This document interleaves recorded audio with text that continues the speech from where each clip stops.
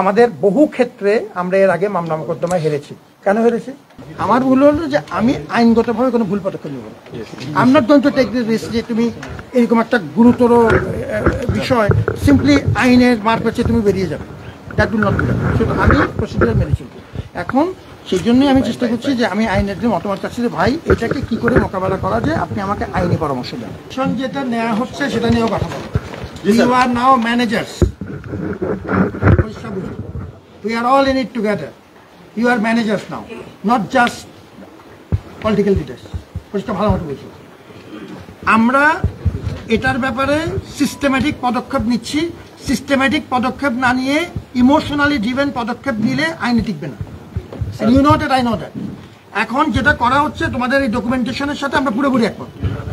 যেটা আসছে আমার 200 রকম যুদ্ধের মধ্যে আমি এটা সিস্টেম্যাটিকলি ফলো আপ করছি। এই জন্য এখন দেখেও আছি এই সিন্ডিকেটও 4টা যাচ্ছে। So it's not that nothing is being done.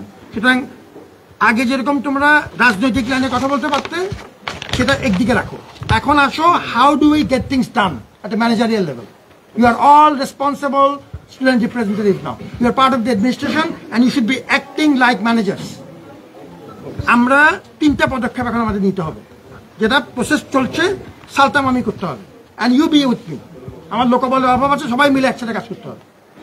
একটা হচ্ছে যেগুলোর আমাদের অলরেডি আইনগত প্রক্রিয়া শুরু হয়ে গেছে, এরকম কেস আছে। ওই জন্য আমি জজ সাহেবকে দেখেছি, আমার ধারণা গোটা 30 হবে, দেখতে হবে। I already the process on. আরেকটা অংশ হচ্ছে যেগুলোতে আমাদের ইনিশিয়াল ফ্যাক্ট ফাইন্ডিং কমিটি কাজ করছে, এটা হচ্ছে আরেকটা অংশ। আচ্ছা, এরকম কেসগুলো সংখ্যাটা ওনাকে আমি জিজ্ঞেস করবো একদিকে কটা আছে। আরেকটা অংশ হচ্ছে যেগুলোতে পুলিশ অলরেডি অ্যাকশন নিয়েছে, আমাদের তরফ থেকে পুলিশের সাথে যোগাযোগের ইস্যু। এটা হচ্ছে এই থার্ড ক্যাটাগরিগুলি বলছি তোমাকে, যাতে তোমার বুঝো এবং সংখ্যাগুলি ঠিক করতে হবে। আর চতুর্থ হচ্ছে যারা যে কোনো ক্ষেত্রে এই মুহূর্তে কাইন্ড অফ আত্মগোপনে আছেন কিংবা একটা গুপ্ত অবস্থায় আছেন, কিন্তু টাইম টু টাইম তাদের উপস্থিতি এই বিভিন্ন ফরম্যাটে দেখা যাচ্ছে। হঠাৎ করে একটা বিবৃতি দিল, হঠাৎ করে একটা, এই ব্যাপারগুলোর প্রসিডিউরালি, যেমন ধরো এই যে 1001 বা ইত্যাদি, এটার একটা লিস্ট আমরা এখন তৈরি করছি। এখন যেটা ইস্যু যে 1001-এর এক্সাক্ট সংখ্যাটা কি, এবং যখন you have to always remember যে আমাদের এই ব্যাপারগুলো যখনই আমরা যে এই ধরনের কোনো কাজ করব, আলটিমেটলি আমাদের অলওয়েজ মাথা থাকতে হবে যে this will ultimately go to a court of law. কথা বুঝতে পারছো? তোমাদের যারা আমার সাথে নিয়মিত কাজ করে যুবতীরা, ইউ নো যে আমাদের বহু ক্ষেত্রে আমরা এর আগে মামলা মোকদ্দমায় হেরেছি। কেন হেরেছি? স্টেপসগুলো ঠিক মতো মানিনি, ঠিক মতো কঠিন, ক্লিয়ার কন্টেন্ট আছে, মেরিট আছে, আমরা হেরে যাচ্ছি। কারণ প্রসিডিউরালি আমরা কমপ্লায়েন্ট ছিলাম না। আইনের চোখে গ্রহণযোগ্য যে স্টেপসগুলো, এই ধরনের কাজে 1, 2, 3, 4, 5টা কাজ করতে হবে, আমি ওটা 3টা বাদ দিয়ে 4টা করে ফেলেছি। তখন আমার পুরো আলোচনাটা চলে গেছে 2 থেকে আপনি 4-এ গেছেন, 3 নম্বরে আমার মক্কেল এই সুবিধাটা তারা পাওয়ার কথা ছিল, তিনি পাননি। আপনি তাকে বাড়িতে চিঠি পাঠাননি মূল ঠিকানাতে। আমি বলছি তোমাকে, আমরা নিজের চোখে কেসগুলো দেখেছি যে সিম্পলি প্রসিডিউরাল কারণে আমরা মামলাতে অনেক ক্ষেত্রে একদম জেনুইন মামলা, জানি যে এই অপরাধটা এই ব্যক্তি করেছেন, সমস্ত এভিডেন্স আছে, কিন্তু প্রসিডিউরাল দুর্বলতার কারণে আমরা সুবিধা পাইনি। এখন আমরা আমাদের আইন বিভাগকে যতদূর সম্ভব নানা সীমাবদ্ধতার মধ্যে কিছু শক্তিশালী করেছি। 9 জন প্যানেলভুক্ত লয়ার দেওয়া হয়েছে, আমাদের লিগ্যাল অফিসে লোক নেওয়ার চেষ্টা করা হচ্ছে। আমরা প্রসিডিওরগুলি মেনে চলতে হবে। এই যে 1001, যেটা আমি ইমিডিয়েটলি, যেটা আমি কাগজ ওনাকে রেখেছি এই জন্য যে ইমিডিয়েটলি আমরা এই ডকুমেন্টেশনটা আমাদের আইনজ্ঞের কাছে পাঠাবো, যে ওটার ভিতরে আমাদের পরবর্তী করে 1001-এর একটা জেনুইন লিস্ট লাগবে। আমাদের শিক্ষক কয়জন সেটা একটা, এবং তারা আসলেই করেছেন কিনা, আইনের চোখে এই অপরাধের মাত্রা কি, এই পুরো ব্যাপারটা আমাকে আগে নিশ্চিত করতে হবে যে ডকুমেন্টেশন আবেগতাড়িত হওয়া যাবে না। ডকুমেন্টেশন আমার ঠিক আছে কিনা, আমার কারা, তারা ডিসক্লেমার দিয়েছেন কিনা, তারা সরাসরি জড়িত কিনা।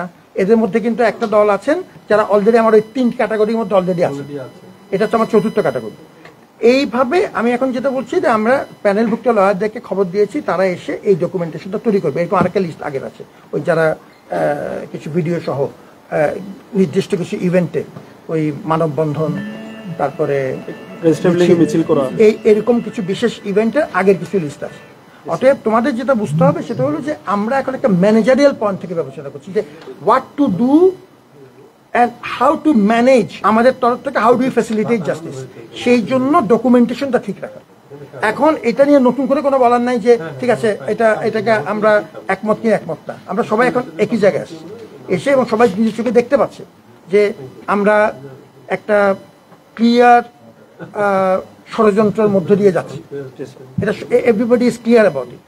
সেই ক্ষেত্রে আমরা ম্যানেজারিয়ালি হিকমা প্রয়োগ করে কিভাবে জিনিসটা আস্তে আস্তে আমরা অর্জন করব।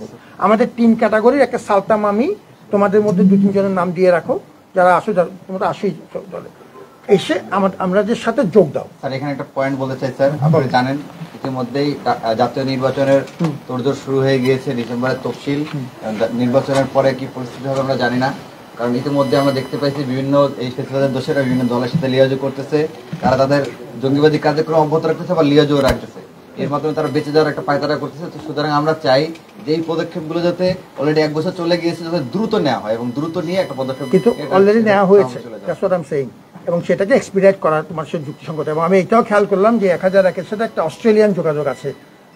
আমরা যখন আলাপ করছিলাম প্রাথমিকভাবে পুলিশের আলাপ করলাম তখন দেখে সেটাকে বিদেশি যোগাযোগ কিন্তু আছে, মানে এটা ক্ষেত্রে পরিষ্কার জানি যে যোগাযোগ আছে। So help us to organize ourselves better so that we can face this crisis. এটা কোনো সাধারণ ক্রাইসিস, এটা ন্যাশনাল ক্রাইসিস, সেটা আমরা কিভাবে একসাথে মিলে মোকাবেলা করা যায় সেটা চেষ্টা করছি। আরেকটা কথা মকসুদকে বলতে ভুলে আমি আমার যাবো, আমার ভুল হলো যে আমি আইনগতভাবে কোনো ভুল পদক্ষেপ নেব না। I am not going to take this risk যে তুমি এরকম একটা গুরুতর বিষয় সিম্পলি আইনের মার পেছে তুমি বেরিয়ে যাবে, that will not be done. শুধু আমি প্রসিডিউর মেনে চলবো। এখন সেই জন্যই আমি চেষ্টা করছি যে আমি আইনের যে মতামত চাচ্ছি যে ভাই এটাকে কি করে মোকাবেলা করা যায়, আপনি আমাকে আইনি পরামর্শ দেন।